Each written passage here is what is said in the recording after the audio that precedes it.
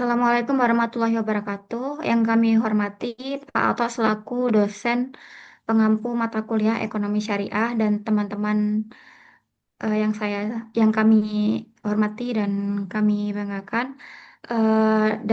Jadi kelompok 10 ingin mempresentasikan mengenai studi kasus pembiayaan rumah melalui KPR Syariah. Next.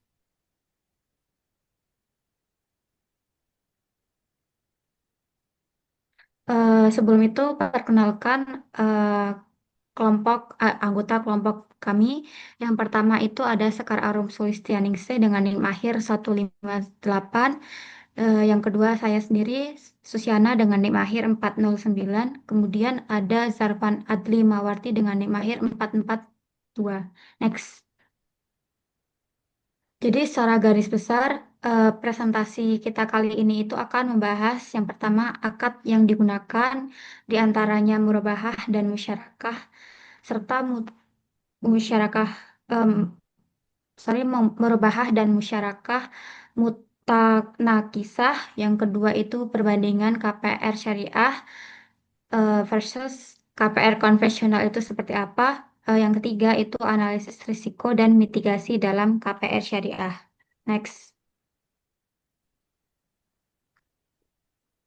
Untuk materi yang pertama akan dibawakan oleh rekan saya, Sekar, dipersilakan. Bagian pertama yaitu akad yang digunakan dalam KPR Syariah. Saat ini kita menggunakan studi kasus pada KPR Syariah BSI. Hal yang paling mendasar membedakan KPR Syariah dengan KPR konvensional adalah tidak adanya sistem pinjam meminjam uang berbunga. Nah, di KPR Syariah BSI ini sendiri, bank tidak meminjamkan uang ke nasabah, melainkan bertransaksi langsung atas aset nyata yaitu propertinya. Nah, BSI ini sendiri menggunakan dua akad utama dalam produk BSI Grianya. Yang pertama ada murabahah atau akad jual beli di mana bank membeli propertinya dulu, kemudian dijual ke nasabah dengan harga yang sudah ditambah margin keuntungan yang disepakati di awal. Yang kedua adalah akad musyarakah mutanakisah. Nah, akad ini adalah akad kemitraan di mana bank dan nasabah tuh patungan untuk membeli properti tersebut secara bersama-sama. Nah, kedua akad ini sudah diatur secara jelas oleh Dewan Syariah Nasional MUI melalui Fatwa DSN MUI nomor 4 tahun 2000 untuk akad murabahah dan Fatwa DSN MUI nomor 73 tahun 2008 untuk musyarakah mutanakisah. Jadi, kedua akad ini sudah memiliki payung hukum yang sah dan jelas. Next. Oke, masuk ke akad murabahah. Nah, eh, di dalam akad murabahah ini terdapat tiga aspek krusial yang wajib dipahami. Yang pertama adalah harga bersifat fix sejak akad. Artinya, begitu akad ditandatangani, total harga jual tidak bisa berubah sama sekali, meskipun suku bunga pasar naik sekalipun. Jadi, nasabah tahu persis total kewajibannya di hari pertama akad dimulai gitu. Dan jadi akad ini sangat transparan. Yang kedua, ada bank harus memiliki aset terlebih dahulu. Nah, ini yang membedakan dari pinjaman biasa. Jadi, sebelum menjual ke nasabah, si Bank BSI ini wajib membeli properti itu dari developer atau pemilik sebelumnya. Yang ketiga, ada kepemilikan langsung berpindah ke nasabah. Jadi, begitu akad selesai, properti sudah 100% atas nama nasabah, bukan milik BSI lagi. Nah, selanjutnya adalah landasan hukum. Untuk landasan hukum sendiri ini sudah sangat kuat ya. Yang pertama ada dari Quran Surah Al-Baqarah ayat 275 yang menegaskan bahwa Allah tuh menghalalkan jual beli dan mengharamkan riba. Lalu yang kedua ada Quran Surat An-Nisa ayat 29 tentang larangan memakan harta orang lain secara batil dan secara operasional pun sudah diatur dalam Fatwa DSN MUI nomor 04 eh, tahun 2000. Next slide. Oke, kita masih di akad murabahah, yaitu cara kerja murabahah di BSI Gria. Nah, sekarang kita lihat cara kerjanya secara konkret di BSI Gria Pembelian. Untuk alurnya sendiri terdapat 5 langkah. Yang pertama adalah nasabah mengajukan pembiayaan BSI Gria dan memilih properti yang diinginkan. Lalu yang kedua adalah BSI membeli properti tersebut dari developer atau penjual atas namanya sendiri dulu. Lalu yang ketiga adalah BSI dan nasabah menyepakati harga jual, yaitu harga beli BSI ditambah margin keuntungan. Yang keempat adalah akad murabahah mulai ditandatangani dan disinilah tuh kepemilikan langsung berpindah ke nasabah. Dan alur yang terakhir adalah nasabah mulai mencicil ke BSI setiap bulan hingga lunas. Nah, untuk ilustrasinya sendiri, misal properti senilai 500 juta. Nasabah bayar uang muka tuh minimal 10% atau 50 juta sehingga pokok pembiayaan BSI adalah 450 juta. Dan margin BSI ini disepakati di awal dan tidak berubah. Untuk tenornya, oh maaf ini ada sedikit typo ya. Jadi tenor bisa sampai 20 tahun untuk produk reguler. Dan yang menarik adalah tidak ada denda keterlambatan dan tidak ada denda pelunasan dipercepat gitu. Eh, Namun untuk produk tertentu seperti BSI Gria si Muda itu tenornya bisa sampai 30 tahun. Next slide.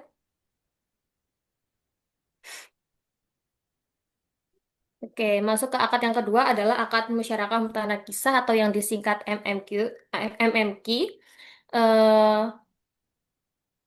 Jika murabahah itu bank jual ke nasabah, maka MMQ adalah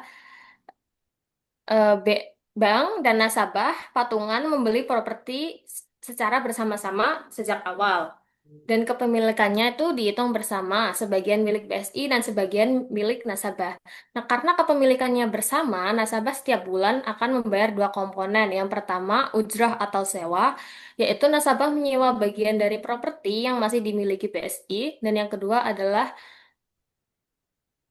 beli porsi BSI, yaitu nasabah secara bertahap membeli porsi kepemilikan BSI sedikit demi sedikit sampai habis. Jadi, seiring berjalannya waktu, porsi kepemilikan BSI ini nantinya akan semakin mengecil dan porsi nasabah itu semakin membesar hingga akhirnya 100% properti menjadi milik nasabah. Nah, itulah mengapa disebut mutanakisah, yang artinya menurun atau berkurang. Dalam artian di sini tuh porsi bank yang terus berkurang. Nah, akad ini sendiri itu diatur dalam Fatwa DSN MUI nomor 73 eh, tahun 2008. Next. Oke. Lalu ada BSI Gria, akad di setiap produknya. Nah, supaya lebih jelas, ini adalah pembagian akad di masing-masing produk BSI Gria. Yang pertama ada BSI Gria pembelian, itu akadnya menggunakan akad murabahah untuk membeli rumah, ruko, rukan, apartemen, baik yang baru maupun yang eh, tidak ya atau yang bekas. Lalu yang kedua ada produk BSI Gria Takeover juga menggunakan akad murabahah. Nah, ini untuk nasabah yang mau pindahkan KPR-nya dari bank lain ke bank BSI dengan cicilan yang lebih ringan. Dan yang ketiga ada produk BSI Gria Top Up itu menggunakan akad musyarakah mutanah kisah atau MMG tadi, yaitu untuk nasabah yang sudah punya pembiayaan BSI Gria dan ingin tambah plafon dengan anggunan properti yang masih berjalan. Nah, yang terakhir ada BSI Gria Refinancing adalah untuk keperluan renovasi seperti sorry, untuk akadnya tuh tidak disebutkan secara eksplisit. Nah, sementara untuk BSI Gria Refinancing ini sendiri adalah produk yang digunakan untuk seperti keperluan renovasi, biaya pendidikan, atau biaya kesehatan. Nah, dari sini kita juga bisa melihat bahwa pemilihan akad itu sudah disesuaikan dengan kebutuhan masing-masing produk. Next, selanjutnya adalah perbandingan antara murabahah dan musyarakah mutanakisah. Nah, sebelum masuk ke perbandingan dengan KPR konvensional, kita lebih baik mengetahui dulu tentang perbandingan kedua akad ini. Nah, dari jenis akad sendiri, murabahah itu murni jual beli, sementara musyarakah mutanakisah itu adalah kombinasi antara kemitraan, sewa, dan beli porsi. Lalu untuk aspek hubungan BSI dengan nasabah, murabahah adalah penjual dan pembeli, sementara musyarakah mutanakisah adalah mitra atau partner kepemilikan. Lalu dari status kepemilikannya untuk murabahah itu langsung 100% ke nasabah. Sementara masyarakat mutanakisah itu dimiliki bersama bertahap ke nasabah. Untuk sifat cicilannya, untuk murabahah itu fix, tidak berubah. Sementara masyarakat mutanakisah itu bisa disesuaikan atau ujrah berkala. Pada aspek pembagian risiko, murabahah itu BSI menanggung risiko sebelum akad. Untuk masyarakat Mutanakisa sendiri, risiko dibagi proporsional bersama. Dan untuk fatwa rujukan, untuk murabahah itu menggunakan DSN MUI nomor 4 tahun 2000, sementara masyarakat Mutanakisa menggunakan DSN MUI nomor 73 tahun 2008. Lalu ada produk terkait yang relevan untuk murabahah sendiri itu Gria pembelian dan Gria takeover, sementara MMQ atau Musyarakah Tanah Kisah itu menggunakan, oh sorry, untuk Musyarakah Tanah Kisah itu Gria top up. Next, kan materi selanjutnya akan dilanjutkan oleh teman saya.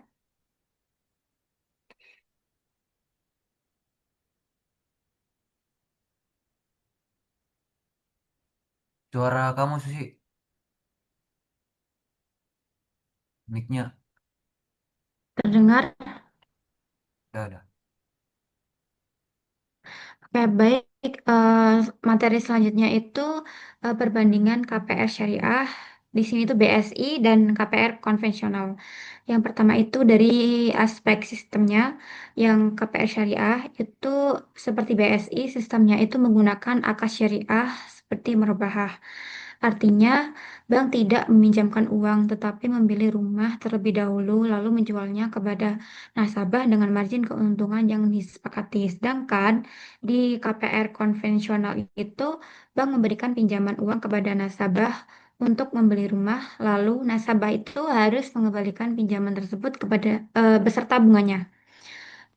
Yang kedua, dari aspek dasar transaksinya itu, misalnya nih yang di KPR Syariah, misalnya harga rumah 500 juta, itu KPR Syariah Bank membeli rumah dari developer 500 juta, lalu bank menjual ke nasabah 500 juta ditambah margin 50 juta. Jadi hasilnya 550 juta. Eh, jadi transaksi yang terjadi itu adalah jual beli rumah bukan pinjaman uang. Sedangkan di KPR konvensional itu eh, sifatnya itu kayak hutang. Jadi bank meminjamkan uang 500 juta ke nasabah, nasabah mengembalikan 500 juta ditambah bunga bank. Sehingga hubungan antara bank dan nasabah adalah hubungan pemberi pinjaman dan peminjam. Next, dari aspek mekanisme pembayarannya, KPR Syariah itu cicilan berdasarkan harga ditambah margin, lalu tidak dipengaruhi perubahan suku bunga. Karena kan itu tadi marginnya itu sudah disepakati di awal transaksi, kayak akad gitu. Kemudian sistemnya itu jelas sejak di awal. Sedangkan di KPR konvensional itu cicilan itu berdasarkan bunga. Biasanya ada fixed rate, kemudian floating rate, lalu cicilan itu bisa naik jika suku bunga naik. Lalu aspek yang selanjutnya itu dilihat dari aspek bunga.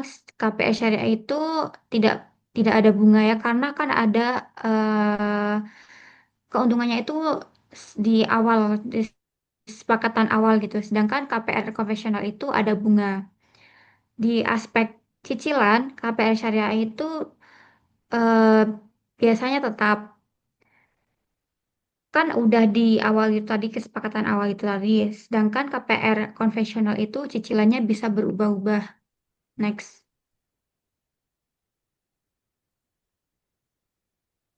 Lalu dari aspek resiko kenaikan bunganya itu di KPR syariah itu tidak ada, karena pada KPR syariah itu nasabah tidak perlu khawatir jika suku bunga bank di pasar naik karena cicilan sudah tetap. Sedangkan di KPR konvensional itu resiko kenaikan bunganya itu ada. Jika suku bunga itu naik, maka cicilan rumah juga bisa meningkat sehingga beban pembayaran menjadi lebih besar. Lalu dari aspek prinsip, KPR itu sesuai dengan syariah. Sedangkan KPR konvensional itu berdasarkan sistem perbankan biasa. Next.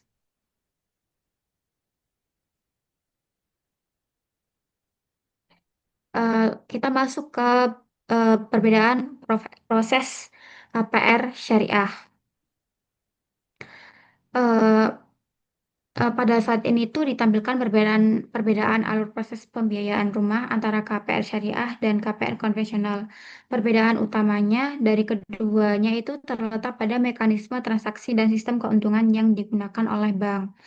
Di proses KPR syariah itu, pembiayaan rumah tidak menggunakan sistem pinjaman berbunga, tapi menggunakan akad syariah seperti murabahah atau musyarakah mutanakisah. Lalu prosesnya itu dimulai dari bank syariah yang membeli rumah terlebih dahulu dari developer atau pemilik rumah.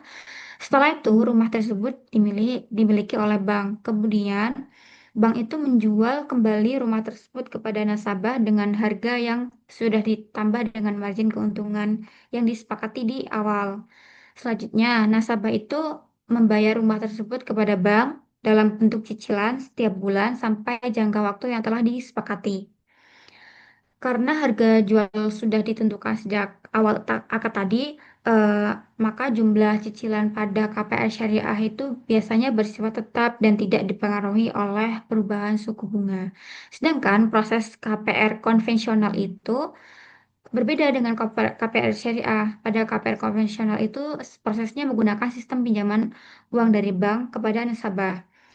Di dalam prosesnya, bank itu memberikan dana pinjaman kepada nasabah untuk membeli rumah dari developer atau pemilik rumah.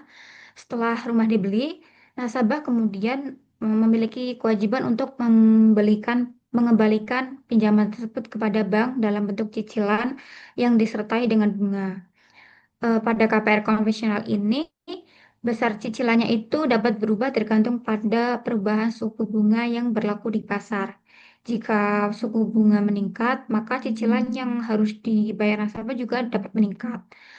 Dari perbandingan antara proses KPR syariah sama KPR konvensional itu terletak pada sistem transaksi dan sumber keuntungan bank, di mana KPR syariah itu menggunakan akad jual beli atau kerjasama sesuai prinsip syariah, sedangkan KPR konvensional itu menggunakan sistem pinjaman dengan bunga. Next. Eh, baik, masuk ke dari kan jadi tadi sudah dijelaskan bagaimana perbedaan KPR syariah dan KPR konvensional. Di sini kan konteksnya KPR syariah. Jadi eh, terdapat kelebihan dan kekurangan KPR syariah ya. Yaitu yang pertama, kelebihan syariah itu tidak menggunakan sistem riba. Lalu cicilan itu lebih stabil serta transparansi harga sejak awal. Kemudian prinsipnya itu sesuai dengan syariah. Lalu kekurangan syariah itu ada margin yang terkadang terasa lebih besar di awal. Kemudian proses akad lebih kompleks. Lalu pilihan produk itu bisa jadi lebih terbatas gitu dibanding bank konvensional.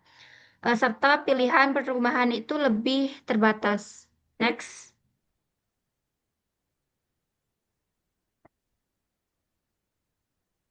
Oke, baik.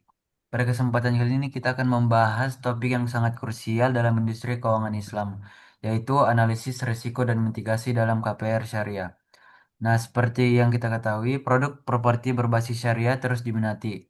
Namun, keadilan, namun untuk menjaga keberlangsungan dan keadilan bagi semua pihak, ada empat risiko utama yang wajib kita petakan dan perhatikan seksama. Nah, yang pertama ada resiko pembiayaan, kedua resiko ketidakpahaman akad, ketiga resiko properti, dan yang terakhir resiko operasional bank. Nah, resiko pembiayaan. Nah, terkait dengan potensi gagal bayar dari nasabah atau ketidakmampuan menyelesaikan kewajiban finansialnya. Nah, untuk yang kedua, resiko ketidakpahaman akad ini sering terjadi jika nasabah belum sepenuhnya paham perbedaan esensial antara akad syariah seperti murabahah, masyarakat, musyarakah, mutanakisa, dan lain-lain, dan sistem konvensional. Yang ketiga, resiko properti yang meliputi resiko fisik bangunan, legalitas sertifikat, atau keterlambatan pembangunan oleh pihak developer. Dan yang terakhir, resiko operasional bank, terkait dengan kesalahan internal, sistem teknologi, atau ketidakpatuhan terhadap regulasi yang berlaku. Nah, lanjut. Lalu bagaimana kita menghadapi resiko-resiko tersebut? Nah, disinilah peran penting dari strategi mitigasi resiko. Kami menerapkan 4 pilar utama yang meminimalkan potensi kerugian. Yang pertama itu ada analisis kelayakan nasabah. eh Sebelum pembiayaan disetujui, kami melakukan due diligence yang ketat terhadap nasabah, yang meliputi 3 poin utama. Yang pertama, menganalisis pendapatan real nasabah. Kedua, memeriksa riwayat kredit atau scoring untuk melihat rekam jejak finansialnya. Dan yang terakhir ada kemampuan membayar cicilan agar tidak membebani arus kas nasabah di masa depan. Yang kedua ada transparansi informasi. Nah, kunci dari transaksi syariah adalah keterbukaan. Kami memastikan nasabah mendapatkan informasi yang clear mengenai jenis akad, margin keuntungan, jangka waktu pembiayaan, dan hak dan kewajiban nasabah.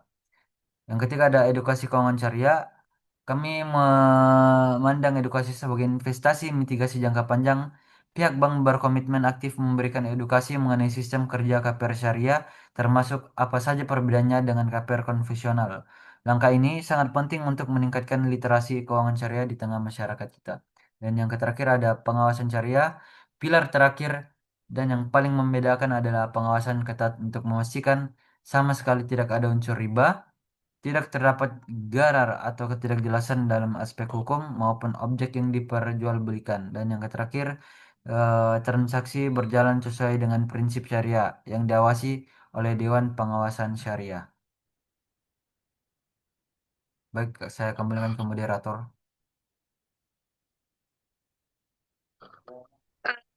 Demikian presentasi dari kami kelompok 10 mengenai studi kasus pembiayaan rumah melalui KPR Syariah. Tadi sudah dijelaskan bagaimana macam-macam akad syariahnya itu seperti apa, kemudian perbedaan antara ekonomi KPR Syariah maupun KPR konvensional itu seperti apa, lalu dijelaskan mengenai kelebihan dan kekurangan KPR Syariah itu seperti apa.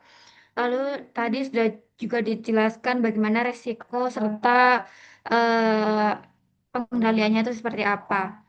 Sebagai kesimpulan, KPR Syariah itu menawarkan alternatif pembiayaan perumahan yang berbasis pada transaksi aset nyata, lalu bebas riba, dengan kepastian cicilan itu sejak awal, sesuai dengan kesepakatan awal. Meski memiliki beberapa keterbatasan produk yang menjadi pilihan yang relevan, terutama meski memiliki beberapa keterbatasan, misalnya produk dan sebagainya, itu produk ini menjadi pilihan yang relevan, terutama bagi masyarakat yang ingin memastikan pembiayaan mereka itu sesuai dengan prinsip syariah atau prinsip Islam. Eh, Demikian, kami berharap presentasi ini bisa bermanfaat dan menambah pemahaman atau wawasan kita bersama tentang KPR Syariah. Kurang lebihnya, mohon maaf jika ada materi yang kurang dan eh, ada salah kata dari kami. Assalamualaikum warahmatullahi wabarakatuh.